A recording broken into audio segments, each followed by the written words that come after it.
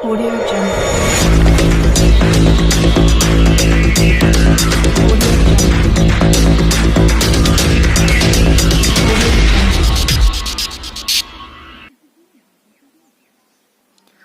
प्यारे बच्चों, स्वागत है आप सभी का बुध स्टडी पॉइंट के यूट्यूब चैनल में। और आज के इस वीडियो में हम लोग बिहार बोर्ड के 9th और 10th क्लास के गणित के दूसरे अध्याय जो बहुपद है उससे संबंधित कॉन्सेप्ट को पढ़ेंगे। चूंकि दोनों क्लास का जो दूसरा अध्याय है वो बहुपद ही है, इसलिए दोनों को बेहतर तरीके से समझने के लिए हम एक ही वीडियो में जो है कि कंबाइन कर बहुपद के कॉन्सेप्ट को समझेंगे। तो आइए सबसे पहले जानते हैं कि बहुपद होता क्या है। बहुपद किसी चर x में बहुपद x का एक बीजीय व्यंजक है जिसमें x के सिर्फ अऋणात्मक पूर्णांक घात आरोही या अवरोही क्रम में सजे होते हैं। दूसरे शब्दों में हम ऐसे भी कह सकते हैं कि ऐसा बीजीय व्यंजक जिसमें चर का घातांक एक पूर्ण संख्या हो उसे हम बीजीय व्यंजक कहते हैं। तो जैसे कि परिभाषा में आप कुछ शब्दों को देख रहे हैं, जैसे कि बीजीय व्यंजक या चर। तो अब सबसे पहले हम इन शब्दों को समझ लेते हैं कि ये होते क्या है। तो सबसे पहले हम ध्यान देते हैं चर पे।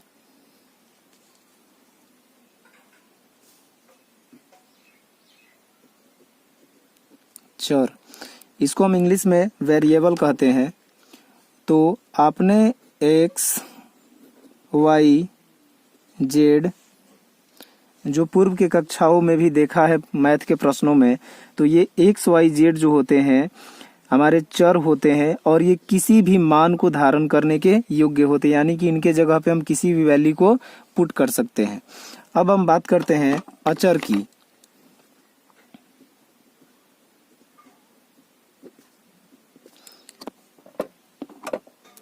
तो जो अचर होते हैं वो 1, 2, 3, 4 ये हमारे अचर होते हैं। चूंकि अचर के जगह पे हम ABC को भी ले सकते हैं, तो उसके बारे में हम बाद में बात करेंगे। तो आइए अब हम इन चर और अचर के माध्यम से जानने का प्रयास करते हैं कि अब बीजीय व्यंजक क्या होता है। तो जब एक चर और अचर का गुणा किया जाता है, यानी कि हम ये कह लें कि अचर गुणे चर, तो जो रिजल्टेंट हमें प्राप्त होता है वही हमारा बीजीय व्यंजक होता है।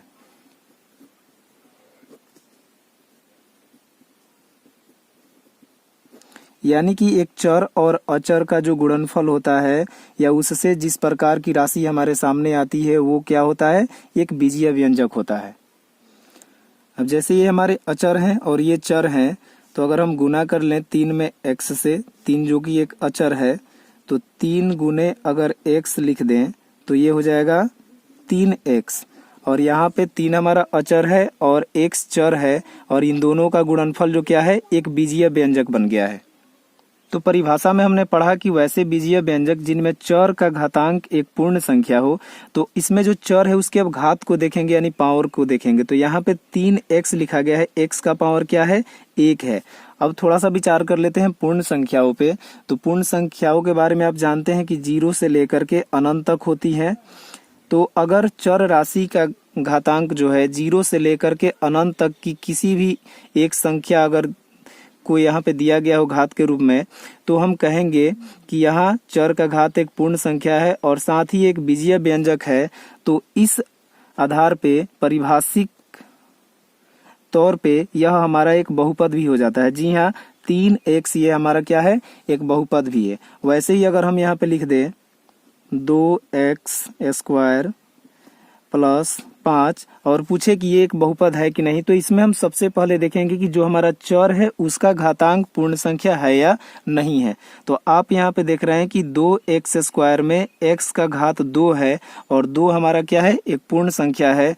तो यह एक बीजीय व्यंजक भी है और साथ ही साथ यह जो है एक बहुपद भी है। अब यहाँ पे 5 को देख करके थोड़ा सा आप सोचते होंगे कि इसमें तो कोई चर है नहीं, तो हम 5 को 5x का पावर 0 भी लिख सकते हैं। तो अब ये हमारा व्यापक रूप से एक बहुपद का रूप ले लिया है। अब यहाँ पे हम एक अलग व्यंजक लिए हैं। इसमें देख रहे हैं कि 9x² प्लस 6x माइनस 10 है, ये हमारा बहुपद है कि नहीं। तो 9x² में x का घात 2 एक पूर्ण संख्या है, 6x में यहाँ पे देख रहे हैं x का घात 1 है, ये भी एक पूर्ण संख्या है, और 10 को हम 10 गुने x का पावर 0 लिख सकते हैं। तो ये सभी हमारे जो है कि चर और अचर के गुणनफल से बीजीय व्यंजक हो रहे हैं और इनके घात जो है पूर्ण संख्या है। तो इस आधार पर ये सभी क्या है, हमारे बहुपद हैं। तो आइए अब ये भी जान लेते हैं कि बहुपद का घात क्या होता है। किसी बीजीय व्यंजक में चर के उच्चतम घात को ही बहुपद का घात कहते हैं। तो परिभाषा से आपको स्पष्ट है कि हमें क्या करना है कि कोई भी अगर बीजीय व्यंजक दिया हो या बहुपद दिया हो तो उसमें हमको बहुपद का घात पता करने के लिए सबसे पहले देखेंगे कि जो चर राशि है या जितनी भी चर राशियां हैं उनमें सबसे अधिकतम घात कौन सा है। तो आप यहाँ पहले को देखें तो यहाँ 8x का पावर 1 है, यहाँ पावर 2 है, यहाँ पावर 3 है। तो जो अधिकतम घात वाला अंक होता है वही पूरे बहुपद का जो है कि घात होता है। तो इस पूरे बहुपद की अगर बात करें तो इसका घात हमारा हो जाएगा 3 हो जाएगा।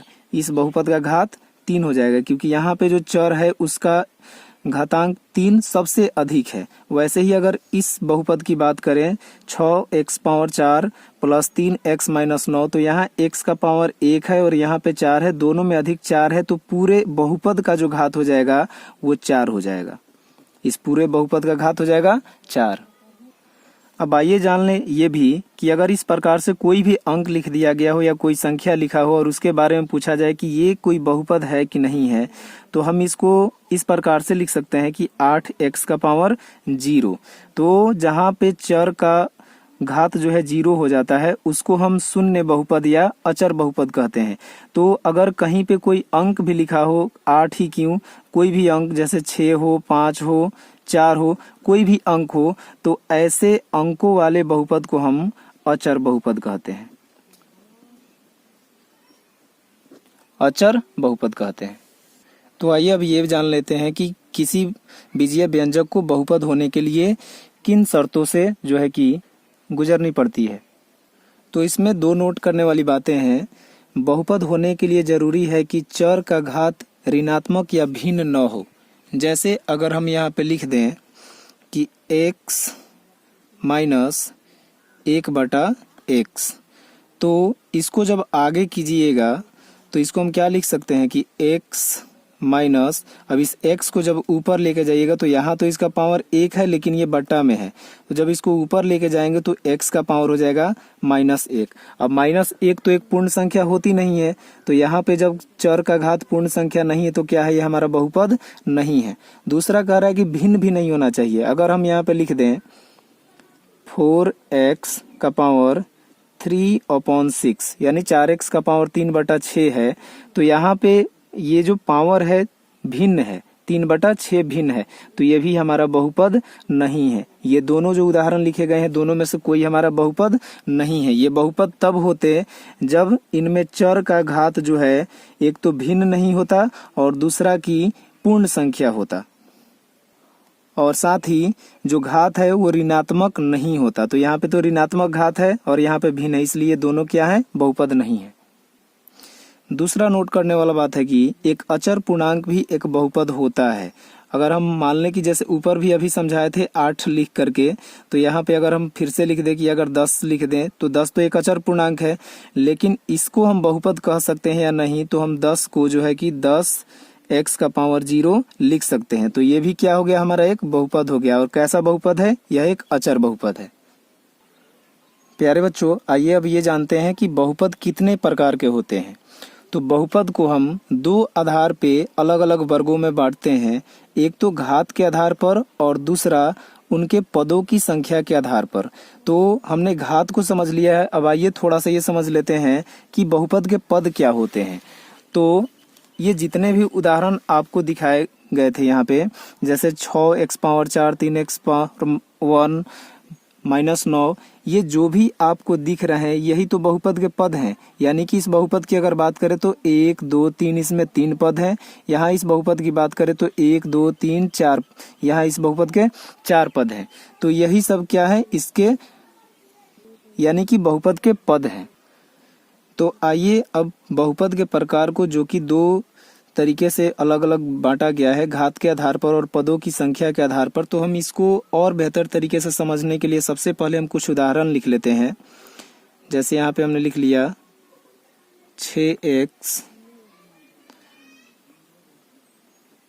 3x² plus 5 8x³ plus 2x minus 9। तो यहाँ पे ये सभी जो है क्या है, ये सभी बहुपद हैं। तो अब अगर पद की संख्या के आधार पर हम बहुपद के प्रकार को जाने तो इस पहले उदाहरण को देख रहे हैं आप 6x है, यहाँ सिर्फ एक ही पद है। तो इस आधार पर ये एक पद यहाँ पे दिख रहा है, तो ऐसे बहुपद को हम एक पदी बहुपद कहते हैं, एक पदी बहुपद कहते हैं। अब इस बहुपद की बात करें तो इसमें 3x² प्लस 5, यहाँ पर 3x² एक अलग पद है और 5 एक अलग पद है, तो इसमें एक और ये 2, यानी कि इसमें 2 पद हैं। तो वैसे बहुपद जिसमें 2 पद होते हैं उनको हम द्विपदी कहते हैं, द्विपदी बहुपद कहते हैं। वैसे ही अब इस तीसरे उदाहरण को देखें तो यहाँ पे 8x³ अलग पद है, 2x अलग पद है और -9 भी अलग पद है। तो यहाँ पदों की संख्या 1 2 3 है। तो वैसा बहुपद जिसमें पदों की संख्या 3 हो उसको हम त्रिपदी बहुपद कहते हैं, उसको त्रिपदी बहुपद कहते हैं। तो इस हिसाब से पदों की संख्या के आधार पर हमारे बहुपद 3 प्रकार के हो जाते हैं, एक पदी बहुपद, द्विपदी बहुपद, त्रिपदी बहुपद। अब आइए घात के आधार पर देख लेते हैं। तो यहाँ 6x में 6 का पावर x का पावर जो चर x है उसका पावर क्या है, 1 है। तो वैसा बहुपद जिसमें चर का अधिकतम घात 1 होता है उस बहुपद को हम रैखिक बहुपद कहते हैं। यानी कि हमारा पहला प्रकार हो जाता है घात के आधार पर, इसको हम कहते हैं रैखिक बहुपद। वैसा बहुपद जिसका घात क्या हो, 1 हो, रैखिक बहुपद। अब दूसरे उदाहरण को देखें तो यहाँ पे 3x² है और यहाँ 5 है, तो 5x का पावर 0 भी हम इसको लिख सकते हैं। तो यहाँ पे x का पावर 0 आएगा और यहाँ पे x का पावर 2 है। तो मैक्सिमम घात वाली जो अंक है यहाँ पे 2 है। तो वैसा बहुपद जिसका अधिकतम घातांक जो है चर राशि का 2 हो उसको हम द्विघात बहुपद कहते हैं, द्विघात बहुपद। उसी प्रकार ये तीसरा उदाहरण हमारा है 8x³ प्लस 2x माइनस 9। इसमें चर का अधिकतम घातांक देखे तो यहाँ पे 0 आएगा, यहाँ पे हमारा 1 है और यहाँ पे 3 है। तो अधिकतम जो घात वाला अंक है वो 3 है। तो वैसा बहुपद जिसमें चर का अधिकतम घातांक 3 हो उसको हम त्रिघात बहुपद कहते हैं। तो इस प्रकार से एक और भी बहुपद का प्रकार हमको मिल गया, इसको हम त्रिघात कहेंगे, त्रिघात बहुपद। तो आइए बहुपद के प्रकार को एक बार फिर से रिपीट कर लें कि बहुपद जो है उनको 2 आधार पे विभक्त किया गया है, यानी विभाजित किया गया है, एक घात के आधार पर और दूसरा पदों की संख्या के आधार पर। तो पदों की संख्या के आधार पर वैसा बहुपद जिसमें सिर्फ एक पद हो उसको एक पदी बहुपद कहते हैं, जैसे 6x में एक पद है। वैसा बहुपद जिसमें 2 पद हो उसे द्विपदी बहुपद कहते हैं, जैसे 3x² प्लस 5 में कितने पद हैं, 1 2 पद हैं, तो ये द्विपदी बहुपद है। उसके बाद त्रिपदी बहुपद, वैसा बहुपद जिसमें पदों की संख्या 3 हो, तो 8x³ प्लस 2x माइनस 9 में पदों की संख्या कितनी है, 1 2 3, तो ये हमारा त्रिपदी बहुपद है। अब दूसरा होता है घात के आधार पर। तो घात के आधार पर बहुपद भी 3 प्रकार के होते हैं। पहला है रैखिक बहुपद, और वैसा बहुपद जिसमें चर का अधिकतम घातांक 1 हो उसे हम रैखिक बहुपद कहते हैं। जैसे 6x है तो x का पावर क्या है, यहाँ पे 1 है, तो ये हमारा रैखिक बहुपद है। द्विघात बहुपद, वैसा बहुपद जिसमें चर का अधिकतम घातांक 2 हो, द्विघात यानी द्वि का मतलब 2 होता है, तो हमें घातांक जो है मैक्सिमम 2 चाहिए। तो जिस भी बहुपद में अगर चर का अधिकतम घात 2 होता है उसको हम द्विघात बहुपद कहते हैं। तीसरा है त्रिघात बहुपद। तो यहाँ पे आप देख रहे हैं कि चर जो है x यहाँ भी है, x यहाँ भी है, लेकिन अधिकतम घातांक क्या है, 3 है। तो इस प्रकार के बहुपद को हम त्रिघात बहुपद कहते हैं। तो बच्चों अब हम बहुपद से संबंधित एक और चीज को जानेंगे, बहुपद के व्यापक रूप की। बहुपद के व्यापक रूप क्या होते हैं? तो हमने पहले ही एक बात बोला था कि हम अचर के जगह पे ABC भी ले सकते हैं। तो अब हम यहाँ पे अचर जो अंक दिख रहे हैं उनको सिर्फ हटा करके बहुपदों को व्यापक रूप में लिखने जा रहे हैं।